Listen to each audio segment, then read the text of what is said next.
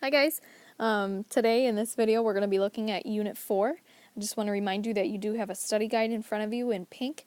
This will be helpful as you're going through the notes or as you're practicing before you take your assessment, the unit test. A reminder that on the left side we have important info. Sometimes there's steps written out here, and on the right side you'll see examples. So make sure that if you're struggling to understand what the left side is saying, that you take a look at the right side. Flip it once you got it. Actually, don't flip the study guide. Open up your notes packet, the review packet. Okay, we're moving on to the next page. So we're looking at classwork 5, day 5. We're going to start with number 3 and then move our way into number 4 and 5. So here it says, what is the solution of the equation square root 2x minus 3 on the outside equals 6? Your first step is to isolate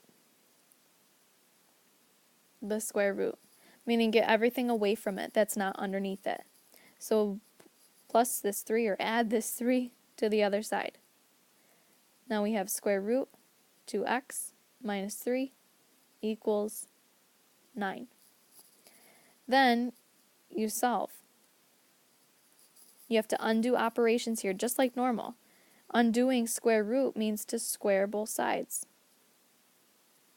On the left-hand side, they cancel. That's why you did it. Square root squared go away. So we're left with 2x minus 3 equals 9 squared is 81. Solve this just like normal.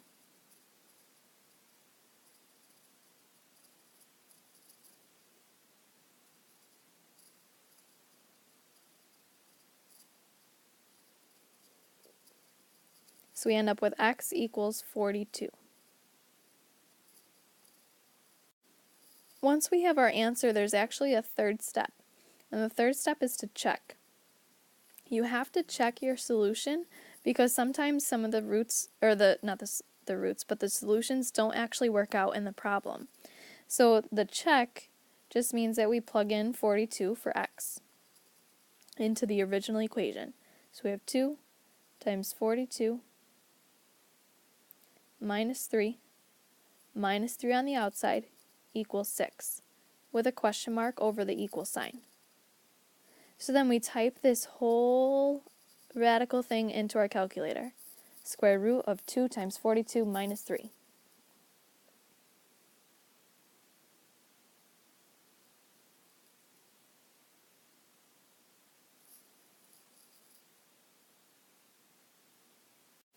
Once we type it in, we end up with 9. We still have the minus 3, equal sign, question mark, 6. 9 minus 3 is 6. 6 is equal to 6, so we can check it off. That means that 42 is our one and only solution. Now we're going to try number 4. I want you to try this independently. I will walk through it up here on the video as you guys are doing it on your own. So if you get stuck, feel free to reference the video.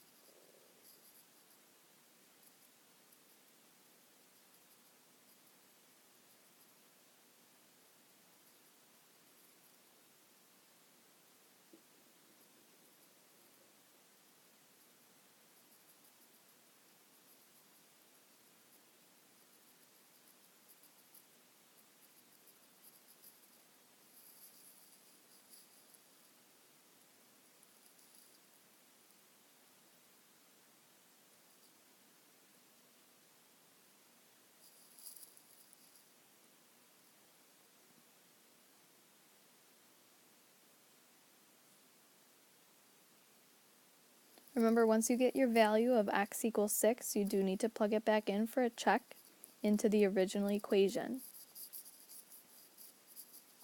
Pause the video if you need more time for that, otherwise we're going to move on to number 5.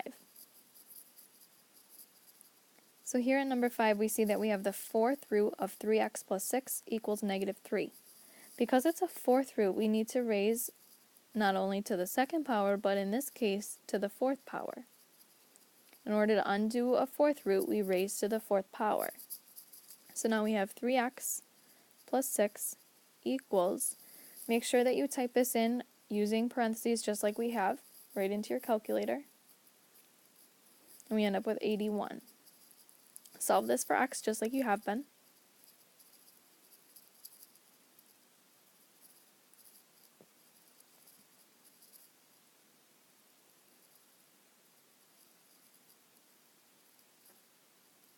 And then don't forget about the check.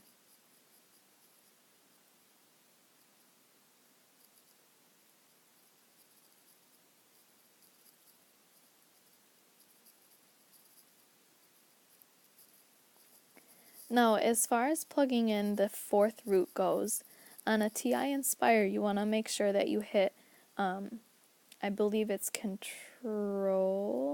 I don't have one sitting in front of me, I'm sorry. And then find the caret button. Because right beneath that you should see something, or right above it, you should see something that looks like this. We want to be able to type in this on our calculator. So like I said, I think it's Control and then the caret. In the little box you're going to type 4. Then you have your radical symbol just like before, and that's where we type in 325 plus 6. Not 325, but 3 times 25. Once you type that in, we should end up with the fourth root of 81. Yep. And the fourth root of 81 is positive 3. Positive 3 is not equal to negative 3. So what we actually do is cross off this 25 and we write no solution. Because the check did not work out, this gives us no solution. Okay, let's take a look at number 7. It's the third root, so instead of raising to the second power, raise it to the third. So we have x minus 1 equals, type in negative 4. Actually, I'm sorry. We're going to change this from a negative 4 to a positive 4. Change it from a negative 4 to a positive 4. So now we have 4 raised to the third, which gives us 64. Solve this for x, and you find 65. Now we're going to take our check with the cubed root of 65 minus 1 equal sign question mark positive 4. Remember, we changed that negative to a positive. You're still going to find that little blank root button on your calculator. Again, I think it's Control caret. Control caret. Put the little 3 in there. And then put your 65 minus 1 inside the radical. And you should get 4 equals 4. So this check works, which means that we can box in our solution. Go ahead and flip it once you have it. Remember, if you need to go back, pause, rewind, do what you need to do, help yourself be successful. Alright, so we are moving forward into day 6 classwork. It says solve each equation for the variable. So what we need to do is 1, isolate.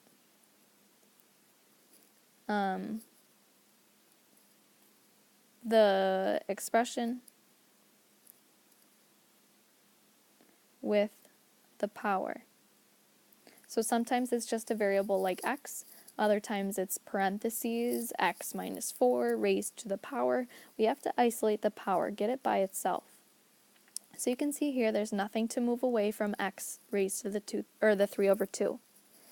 But our second step is to raise both sides to the reciprocal power.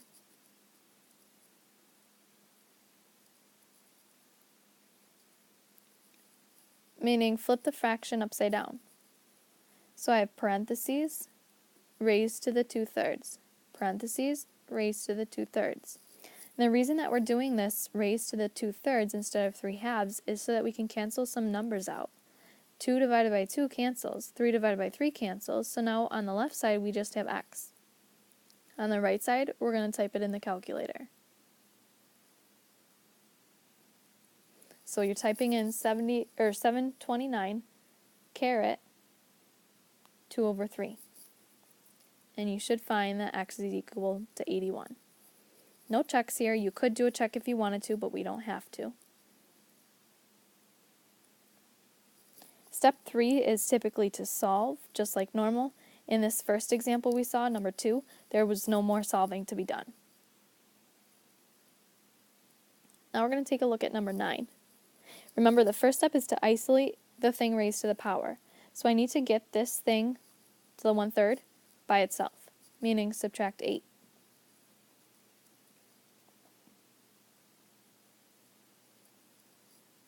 Then I have to raise to the reciprocal power. 1/3 flipped upside down becomes 3/1 on both sides. Notice that when you type the left side in on this particular problem, that it's 3 to the 3rd, not 3 times 3. Okay, there's a difference. 3 raised to the 3rd is actually 27, whereas 3 times 3 is, well, 9. On the right side, these powers cancel. So we have equals 3a, and this is the part that I'm talking about we actually have to finish solving. Divide by 3. So then a equals 9. Moving on to number 10. Look to see if there's anything you need to get away from the thing raised to the power. There's nothing to move, so this time we can raise it to the power immediately. Flip the fraction upside down. If you forget to flip it, you're going to get crazy numbers, probably some decimals. 3 raised to the 3rd is 27, equals 2b plus 11. Go ahead and solve this. Check your answer when you're done.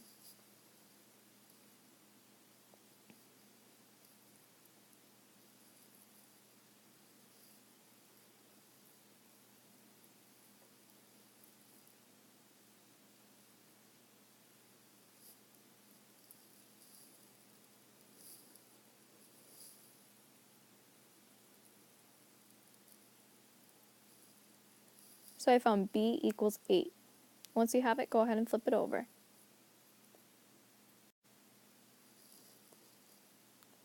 So it looks like we're looking at number 16 next.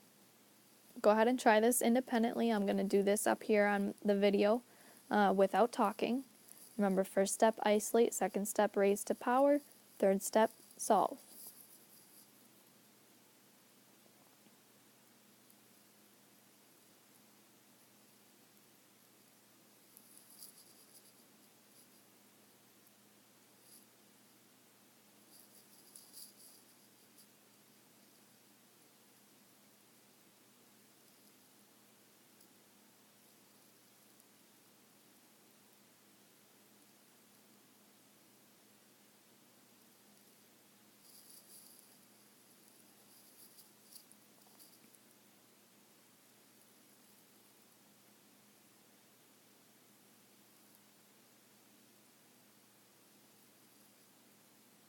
If you need more time, feel free to pause the video. I did find that my answer is 19. Once you have it, we're going to move forward on to day 7 or 8 classwork, whatever's next. Alright, we're looking at day 8. This is where we are simplifying radicals. You guys have gotten really good at doing this, but some of you might need a refresher, and that's okay. The first thing I'm going to have you do is write your perfect squares at the top of your paper. 1 times 1 gives you 1. 2 times 2 is 3 times 3. 4 times 4. 5 times 5. 6 times 6. 7 times 7, 8 times 8, 9 times 9, and 10 times 10. Whenever you see something that's talking about simplifying radicals or simplest radical form, you should write your perfect squares at the top or side of your paper every single time, because that really helps you identify what can go into each of the radicals. So what we do is we take radical 72 and we break it off into two brand new radicals. The first one will be a perfect square. The second one will be a non-perfect square. And you want to start at the back of your list and move towards the front. So start with the big numbers and then move towards the smaller ones. This ensures that you find the biggest possible perfect square to go into the value, to go into the number. So here, if I am breaking down 72, I obviously cannot fit 100 into it, nor can I fit 81. So we take 72 and divide it by 64. Obviously, that's not a nice number. So now we try 72 divided by 49. Not a nice number. Next, 72 divided by 36. Oh, that is a nice number. 36 and 2 multiply to 72. Now we know that the square root of 36 is 6. The square root of 2 is nothing nice, so we keep it as square root 2, and this becomes our final answer. Now some of you may have known right away that 72 could break down into radical 9 and radical 8. And yes, that's true. And we would have 3 and then radical 8, but radical 8 can actually be broken down further into 4 and 2.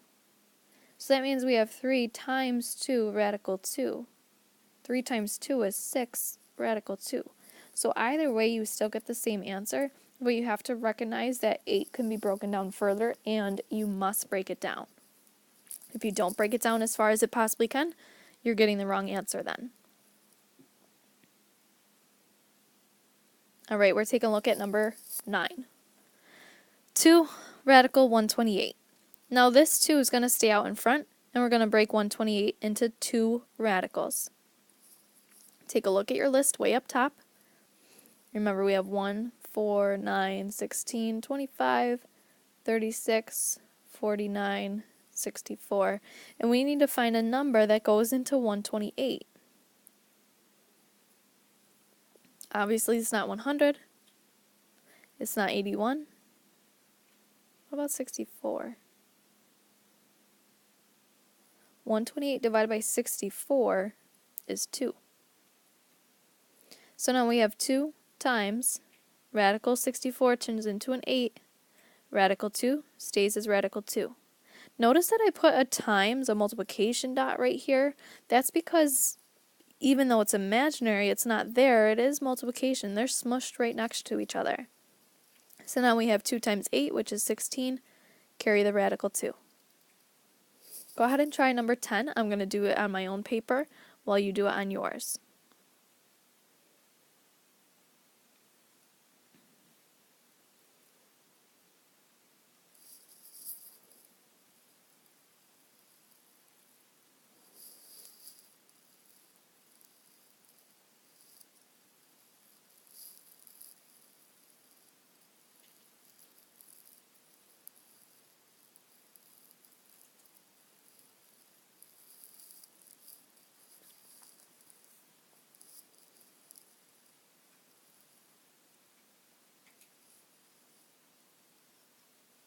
If you need more time, pause the video, that's fine.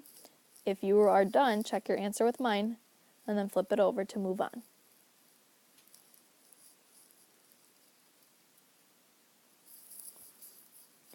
Day 9 has us looking at adding and subtracting radicals. So your first step when we do this is to break them down. Break down radicals. Then combine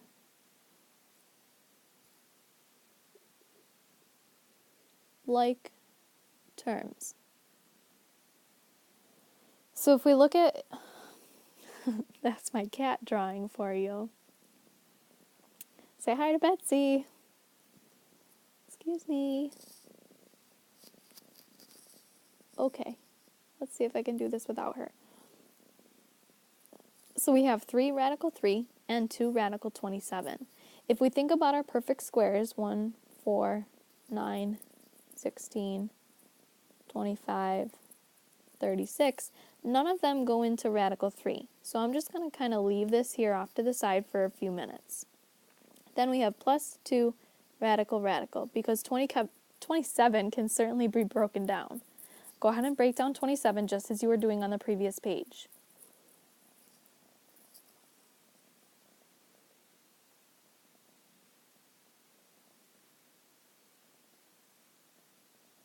So hopefully you found that 27 breaks down into 9 and 3, and then square root 9 turns into a 3. So now we have 2 times 3, radical 3. But we still have 3 radical 3 out in front.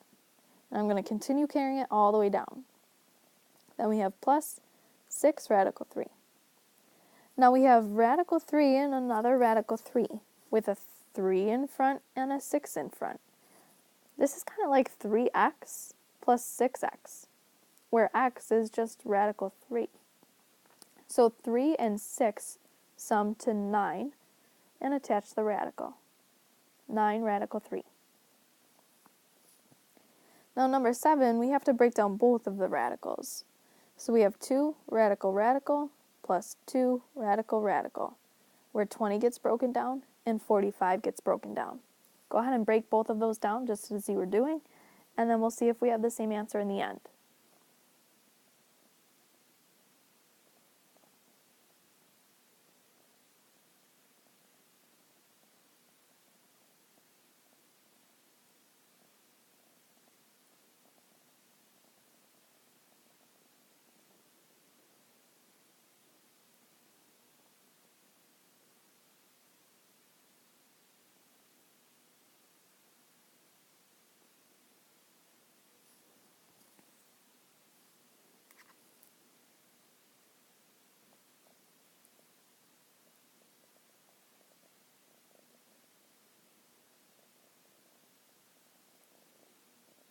If you need more time, please pause. If not, take a look at my answer, check my work, ask questions to the teacher that's near you if you have questions, and then move on to number 8. Very similar, except this time it's a minus sign in the middle. So we have 3 radical radical to break up 72, minus 3 radical radical to break up the 18. Remember, when you're breaking up 72, find the largest, absolute biggest perfect square that goes into 72.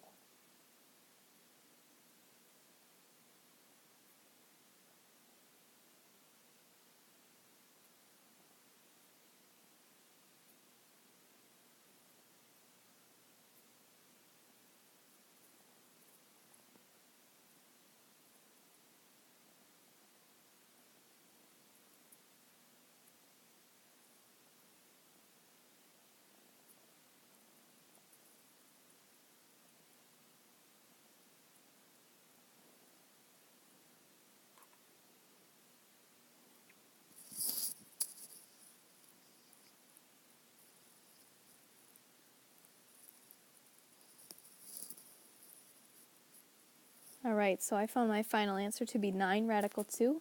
Remember, if there's a number in front of the square root, you must multiply in the end. So like, for example, 3 in front of radical 36, that means I have 3 times 6 to give me 18. 3 times 3 to give me negative 9. And then just, again, combining like terms. Go ahead and flip it once you have it. If you need to pause and rewind, that's fine. So we have 2 more questions here. Go ahead and start number 11. I'll do my work as well. Once you have the same answer as me, move on to number 13. Maybe you want to write your perfect squares at the top or side of your paper so you don't have to flip back and forth. That's fine.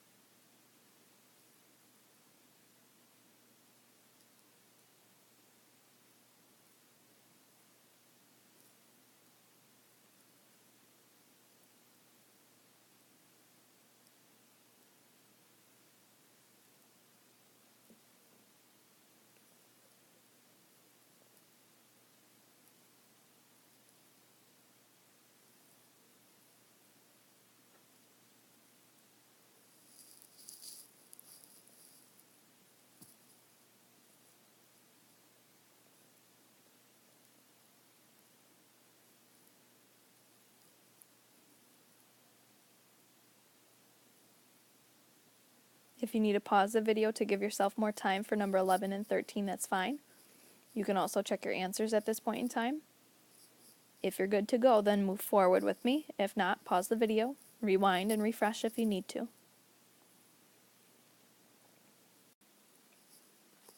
So with dividing radicals, it's the same process as multiplying, except we're dividing.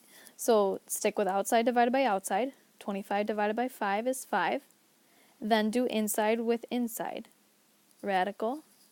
48 divided by 6 gives you 8. Then break it down. 5 radical radical.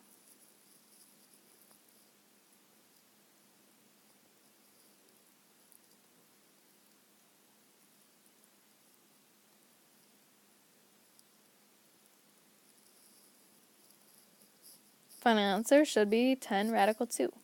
Go ahead and try number 12.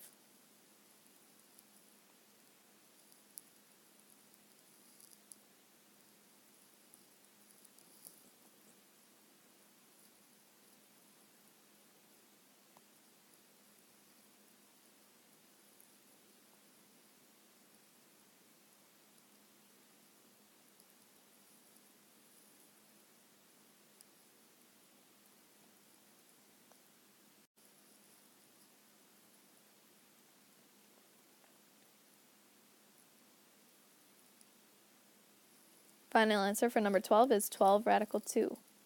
Again, if you feel like you need more practice, oh, just kidding, there's one more. We're going to look at number 18, and then if you need more practice, you can practice independently. So again, outside divided by outside, 11. Inside divided by inside, probably got to use a calculator for this one.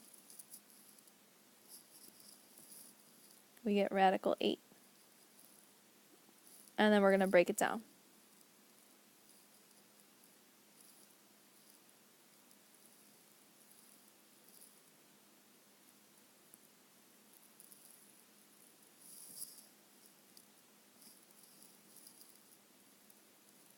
You should have found 22 radical 2.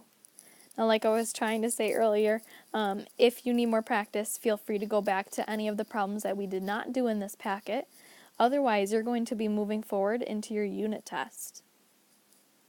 Remember that you should pass the unit test in order to change your quarter 2 grade. If you don't pass the unit test, that means that we need some more practice because you did not learn the essential items from that unit. If you don't learn the essential items, then you're not successful in the quarter. Guaranteed. So again, if you need to go back, rewind, pause, do what you need to do to help yourself be successful, your next step is to take your unit test. So good luck, and I'll see you next time I see you.